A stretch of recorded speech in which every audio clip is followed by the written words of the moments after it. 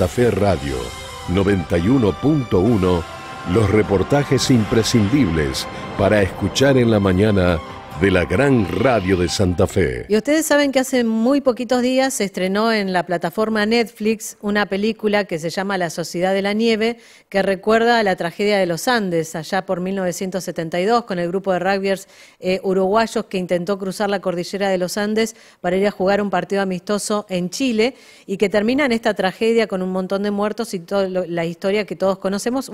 Muy buena película, la recomendamos. Si vieron la película Viven, es bastante similar, pero me parece que un poquito más producida, otro tipo de trabajo tiene. Pero justamente a partir de esta película y de traer nuevamente a colación esta historia, que es una de las historias más importantes de la supervivencia a nivel mundial, hay una física que yo la sigo en Twitter y me encanta leer sus cosas, todo lo que va publicando. Es física, es divulgadora científica española, se llama Mar Gómez, y que hizo un hilo de Twitter donde cuenta justamente cómo eran las condiciones meteorológicas en aquel momento, y no solamente a la hora de estrellarse el avión, sino que tuvieron que convivir con qué temperaturas. Bueno, de todo esto habla Mar en su cuenta de Twitter, y la tenemos en línea desde España. Nos está atendiendo. Mar, ¿cómo te va? Buen mediodía, buenas tardes aquí en Santa Fe, en Argentina, y un saludo grande para vos.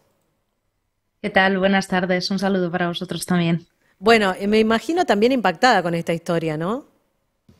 Pues sí, la verdad es que yo, bueno, en su día ya había leído el libro que hablaba de toda esta historia, también había visto la película anterior que hay, Viven, y bueno, siempre ha sido una historia que yo creo que a todos nos ha impactado, ¿no? Por las durezas a las que se enfrentaron todos los que lograron sobrevivir. Y bueno, ahora pues el director español Juan Antonio Bayona rescata esta historia precisamente, bueno, con un punto de vista quizás un poco más emotivo, ¿no? Dentro de los personajes, un poco cómo lo vivieron ellos desde dentro. Y bueno, pues a raíz de este estreno he querido yo rescatar en mis redes sociales y hablar pues de la parte que a mí me corresponde, ¿no? Que es la relacionada con la meteorología, con la ciencia del clima y con los fenómenos naturales a los que tuvieron que hacer frente. Y en ese análisis, cuando sale el avión que tiene que cruzar la cordillera de los Andes, ¿a qué se enfrentó que hizo que terminen estrellándose? A gente que además era muy experimentada piloteando. Sí, la verdad es que el piloto tenía muchas horas de vuelo, mucha experiencia.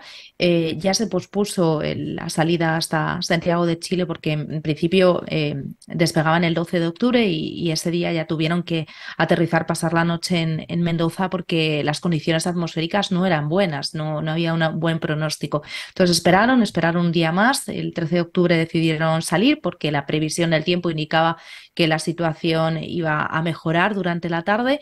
Y bueno, mientras sobrevolaban pues esa cordillera de los Andes, vieron que todavía quedaba una gran cobertura de nubes, y tenemos que recordar que estábamos en los años 70, no se contaba con la misma instrumentación que tenemos hoy en día para conocer, bueno, pues de primera mano todo tipo de información, ¿no? No teníamos esa tecnología.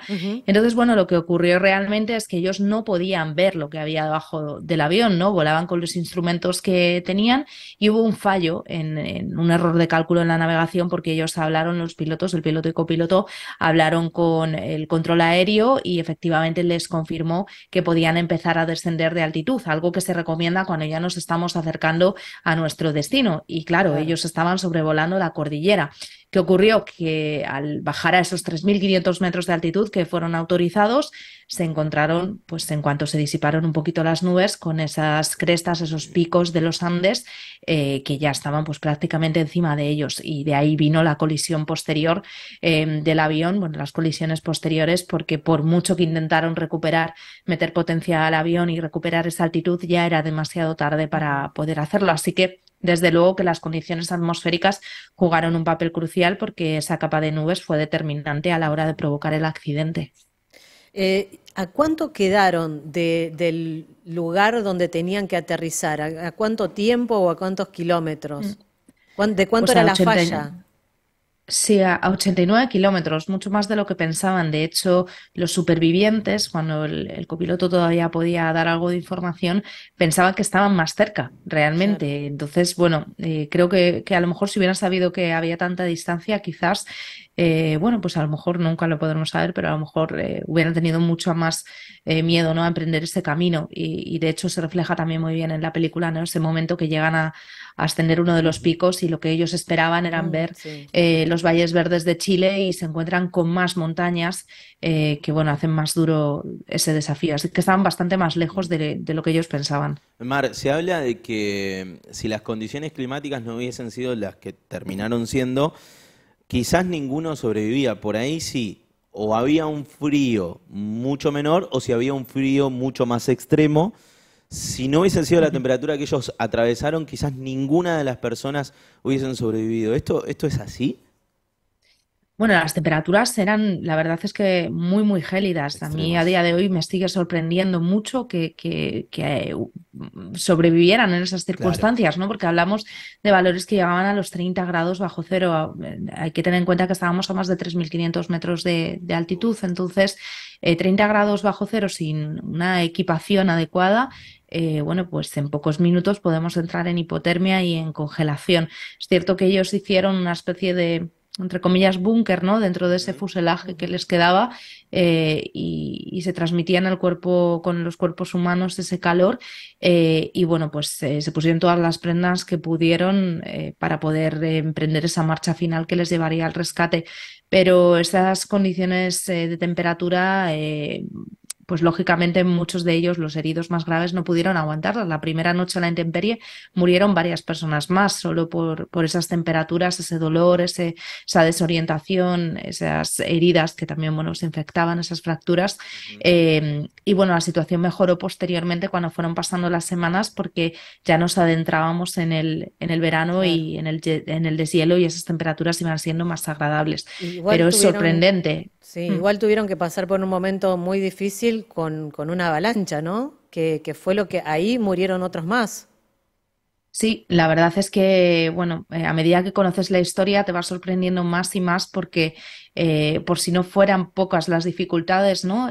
Cerca de la medianoche del 29 de octubre, 17 días después de ese accidente, una avalancha golpeó ese fuselaje, ese refugio que habían construido entre todos mientras estaban dormidos y murieron Ujú. 8 personas asfixiadas, ¿no?, de esa entrada de nieve. Lograron cavar un túnel para poder salir y lo que se encontraron fue con una ventisca que les empujaba más adentro. Al final Ujú. lograron salir, pero las dificultades parecía que iban siendo cada vez más grandes, ¿no? Cuando parecía que habían superado una, llegaba otra aún más grave. Ujú. Mm. Además, Mar, ¿qué tal? Mi nombre es Beba. Esta ventisca de la que hablas no fue momentánea. No, no fue momentánea, de hecho duró varios días, y bueno, pues todos sabemos, y yo soy meteoróloga, que cuando tenemos ventisca la sensación térmica es aún más baja, las temperaturas Ujú. se sienten mucho más frías, entonces posiblemente esos 30 grados bajo cero o 25 grados bajo cero sería como sentir unos 40 o 35 grados bajo cero. Eso sí, estaban dentro de ese fuselaje del avión, pero bueno, aún así eran unos valores bastante dramáticos para la supervivencia. Imaginamos que, bueno, los dos sobrevivientes que se animan a hacer el recorrido para ir en Sí. busca de ayuda, tener que hacer largos trayectos de día y parar en algún lado, cómo resguardarse o guarecerse para pasar la noche y no Claro, porque morir. además iban a lo 10 desconocido. días, claro. Sin saber si iban a encontrar ese lugar para Sí. poder refugiarse, ¿no? Sí, yo creo que, y esto lo refleja muy bien esta película, que la situación era tan extrema, ¿no?, que era realizar esa travesía Ujú. o esperar a morir, ¿no? Claro. Entonces, ante esa elección, pues decidieron apostarlo todo en ese camino, crearon una especie de saco de dormir térmico, entre comillas, para poder protegerse. Y bueno, la verdad es que tenían bastante ingenio y bastante inteligencia a la hora de manejarse con los objetos que tenían allí, porque crearon también gafas para evitar esa reflexión de la nieve que tanto daña las retinas y los ojos. Ujú. Crearon también, bueno, pues unos dispositivos para producir el agua, es decir, que se organizaron muy bien y creo que es una de las cosas más importantes, ¿no? Esa solidaridad y esa unión que tenían como equipo y que al final final pues les permitió sobrevivir. Así que sí, la verdad es que bueno, pues caminaron 10 días hasta que encontraron esa ayuda y hay que recalcar que no tenían experiencia Claro. en montañismo, ni llevaban equipación, ni absolutamente nada. O sea que esto lo hace aún más sorprendente. Cómo el ser humano puede, en situaciones extremas, hacer semejante hazaña, ¿no? Es un poco Sí. el mensaje. Mm. No sabemos hasta que no nos encontramos en situaciones tan límite. Mar, Efectivamente. un placer charlar con vos. Ojalá podamos seguir charlando porque tenemos miles de cosas para hablar de cambio Miles de climático, cosas. ni hablar queremos hablar del microplástico en la Antártida, de miles de cosas con vos podríamos charlar, pero bueno, lo dejamos para otra oportunidad porque seguramente hay muchos temas que nos competen aquí en la República Argentina que nos parecen súper interesantes y que está bueno hablarlo con gente que sabe, ¿eh? Cuando queráis, vosotros cuando queráis, aquí me tenéis. Dale. Muchas gracias. Un beso Gracias. grande. Gracias. Mar Gómez Un beso. es Gracias. física, es divulgadora científica española. Desde Madrid nos atendió.